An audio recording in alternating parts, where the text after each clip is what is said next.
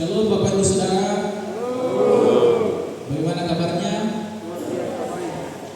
Ya, puji Tuhan, kita sudah melangkah di bulan yang baru lagi ya, bulan 5 dan terasa sudah bulan 5 dan terasa lagi Natal lagi dan terus seperti itu. Tapi Tuhan selalu setia memberikan kita kesehatan, kekuatan kepada kita. Dan kita percaya itu semua karena kita selalu hidup melekat seutuhnya pada Tuhan. Amin. Seperti tema kita, melekat seutuhnya pada Tuhan. Laka sakalebu talang laka kuat. Bapak Ibu Saudara, saya ingin bertanya kepada kita, apa hal di dunia ini yang sangat dihindari oleh manusia, tetapi hal itu tidak bisa kita hindari sama sekali?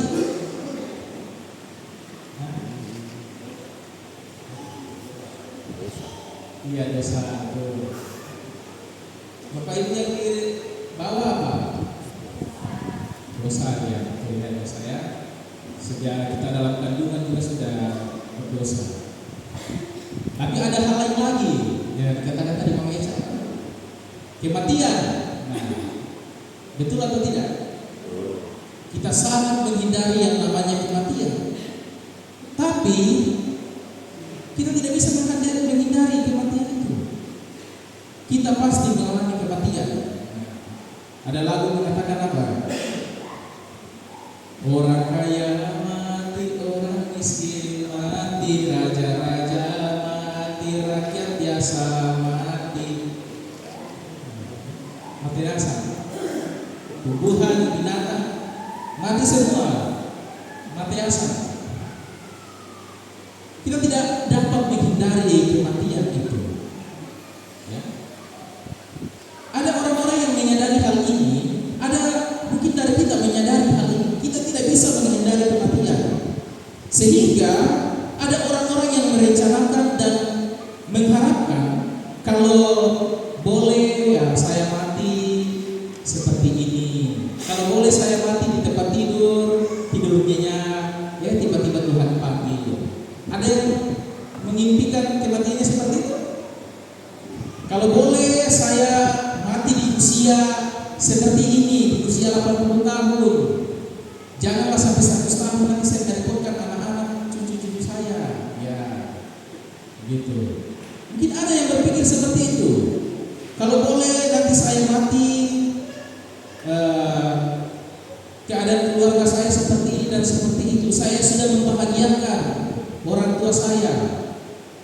Ya mungkin ada ya yang merencanakan hal seperti itu. Tapi apakah semua dapat berjalan dengan lancar, Bapak Ibu? Apakah semua itu pasti berjalan sesuai dengan rencana-rencana kita? Belum tentu ya. Belum tentu. Karena kehendak Tuhan yang terjadi, bukan kehendak kita. Kita boleh merencanakan semua itu, tapi belum tentu kita akan mati dalam kondisi yang kita harapkan. Namun saudara-saudara, pertanyaannya, apakah rencana-rencana itu adalah hal yang penting? Apakah itu hal penting dalam mempersiapkan kematian kita? Mungkin kita menganggap itu penting. Mungkin kita anggap itu penting. Tapi ada hal yang paling penting dari mempersiapkan kematian, Bapak Ibu. Ada hal yang lebih penting dari semua itu. Apa itu? Yaitu apakah kita sudah mati dalam Kristus? Ya. Apakah nanti ketika kita mengalami kematian, Bapak Ibu Saudara mati dalam Kristus? Atau malah mati di luar Kristus? Jelas, mati dalam Kristus masuk surga. Mati di luar Kristus masuk neraka. Itu yang pertama. Lalu yang kedua, apakah selama hidup kita telah menjadi berkat bagi orang lain? Apakah hidup kita telah bermanfaat bagi orang lain? Apakah selama kita hidup kita sudah memberi nilai abadi bagi orang lain? Coba kita renungkan.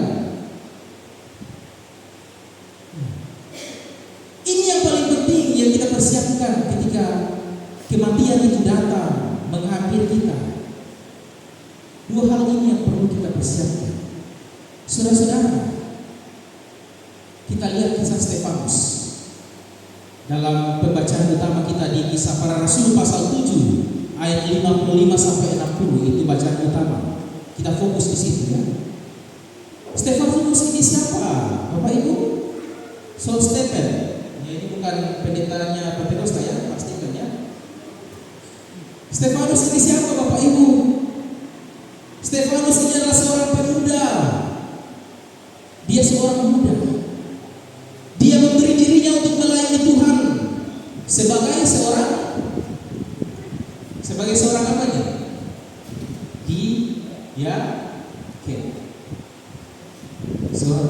Seorang diaken muda. Ya, dia adalah 7 diaken, salah satunya Stefanus yang dipilih. Dia seorang pemuda, dia seorang yang memberi diri untuk melayani Tuhan. Bayangkan Bapak Ibu ya. Dia seorang diaken. Dia seorang pemuda yang baik. Dia memperhatikan kebutuhan para janda dan orang-orang miskin. Yaitu tugas diaken ya, memperhatikan kebutuhan-kebutuhan sosial. Dia pintar Bapak Ibu. Dan bahkan dia beriman. Kalau kita baca dari kisah-kisah sebelumnya, dia itu diurapi oleh Roh Kudus sehingga dia dipakai oleh Tuhan untuk melakukan mujizat, menyembuhkan orang-orang sakit. Luar biasa pemuda ini Bapak Ibu. Ya, jadi kita bisa bayangkan ya, dia ini pemuda yang baik hati, dia pintar, rajin melayani, diurapi oleh Tuhan, luar biasa. Stefanus ini adalah pemuda yang ideal. Ya, kalau kita pikir dia seharusnya punya masa depan yang baik. Dia seharusnya punya karir yang bagus. Tapi apa yang terjadi kepada dia Bapak Ibu? Apa yang terjadi kepada Stefanus? Ternyata umurnya pendek. Dia mati muda. Dia mati muda Bapak Ibu. Dan kematiannya dia mati seperti apa? Apakah dia mati sakit? Dia mati dilempari batu. Dia mati dirajam oleh batu.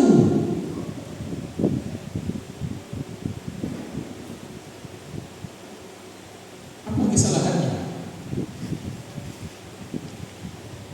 Ada dosa yang dia buat Bapak Ibu. Minta maaf ya, saya persiapkan bahan ini. Saya terbawa emosi. Dia mati dilempari batu. Apakah dia berdosa? Apakah dia buat kesalahan? Tidak. Dia mati karena memberitakan Injil. Dia mati sangat mengenaskan di tangan orang-orang berdosa. Kasihan sekali Bapak Ibu. Seorang pemuda yang baik mati. Tapi Bapak Ibu Saudara, apakah Stefanus gagal dalam pelayanannya? Apakah kematiannya sia-sia Bapak Ibu? Apakah kehidupan yang dia jalani itu tidak bernilai? Pasti orang katakan, kasihan ya, dia belum menikah, Tuhan sudah panggil. Kasihan, dia belum sukses, dia belum jadi orang kaya, Tuhan sudah panggil. Kasihan sekali, dia belum menikmati kenikmatan dunia, dia belum menikmati kehidupan. Tapi kasihan sekali, Tuhan sudah panggil. Kasihan sekali orang tuanya, anaknya mungkin Stefanus ini mungkin satu-satunya dalam keluarga, tapi sudah mati muda. Dan lain-lain sebagainya. Orang mengatakan kasihan sekali ini Saul Stephen. Tapi lihat saudara-saudara, kisah hidup dan kematiannya sampai pada detik ini, sampai pada saat ini terus diceritakan. Kita baca, kita saksikan bagaimana dia mati dan bagaimana apa yang telah dia katakan pada orang-orang pada waktu itu. Kisah kematiannya, kisah hidupnya meskipun singkat diceritakan sampai saat ini Bapak Ibu. Kisah kematiannya, kisah kehidupannya itu menginspirasi banyak orang, membangun iman dan membawa orang-orang percaya kepada Kristus. Jadi kematiannya tidak sia-sia Bapak Ibu. Yang kita bilang kasihan, tapi luar biasa kisahnya ini diberitakan sampai saat sekarang.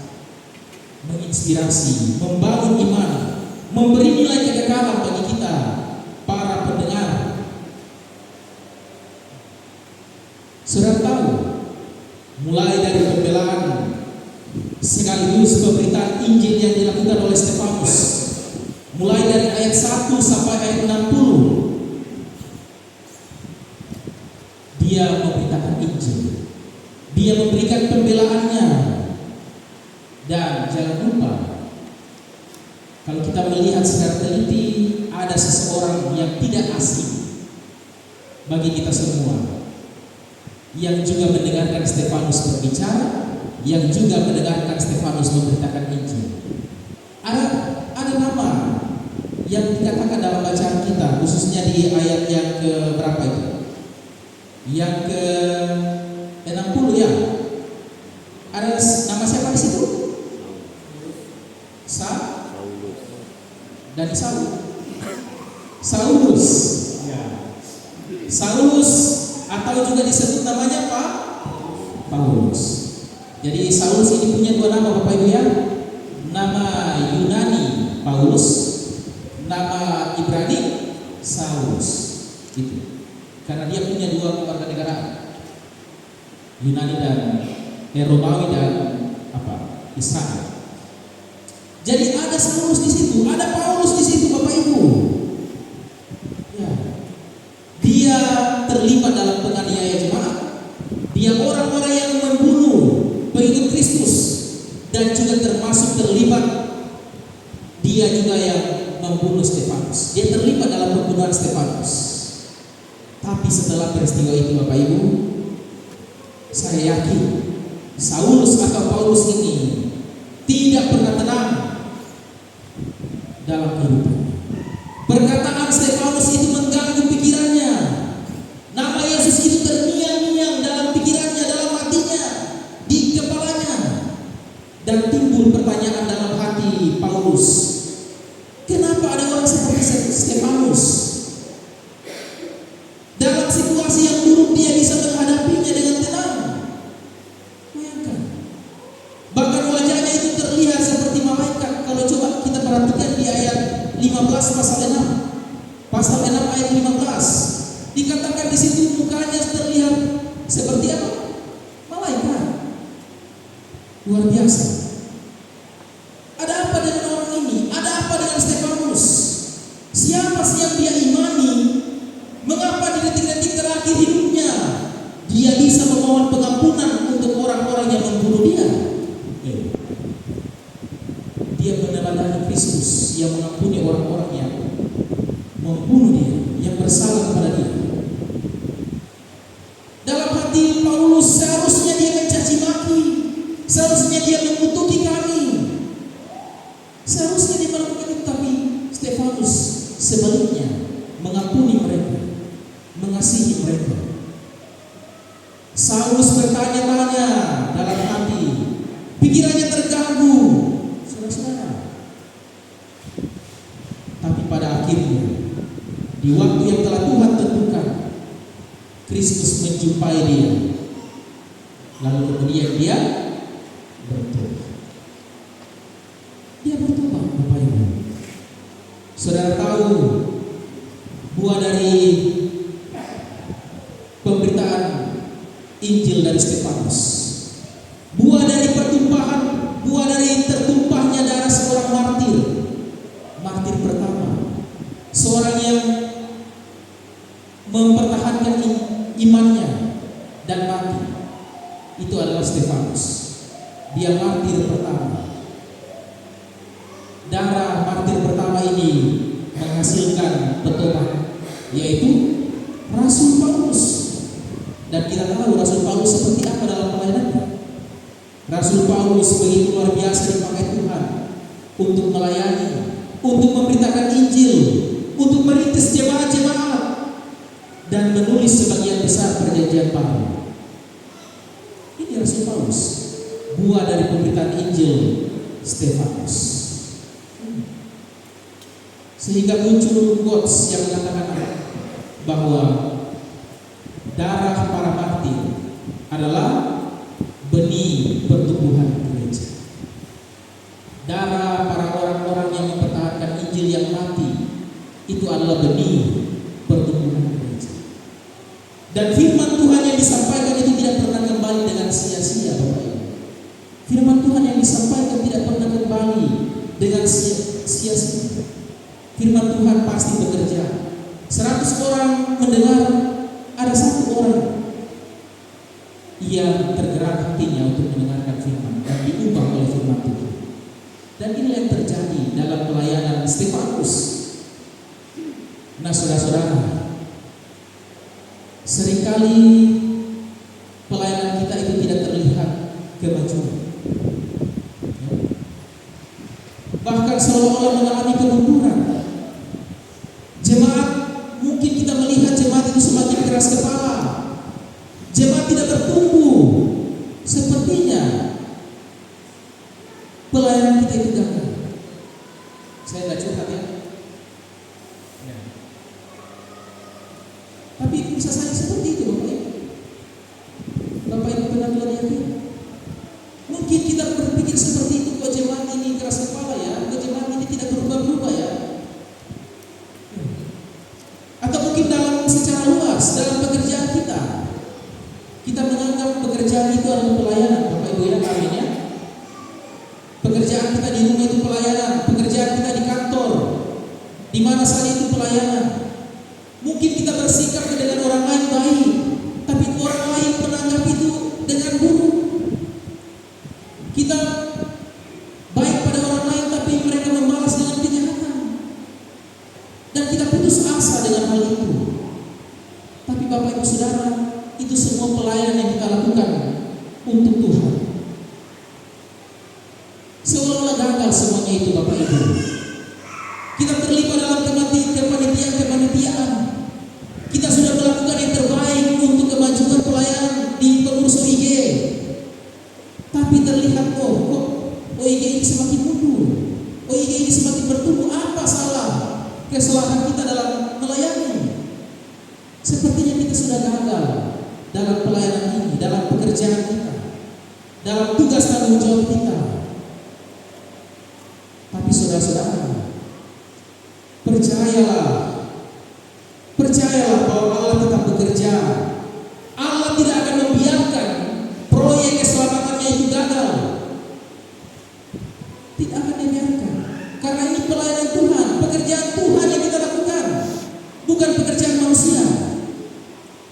Pengurus-pengurus OIG itu adalah OIG yang dibentuk oleh Tuhan, bukan dibentuk oleh kita. Gereja jemaat adalah punya Tuhan. Kita adalah pekerjanya. Yang penting apa, Bapak Ibu? Yang penting kita setia.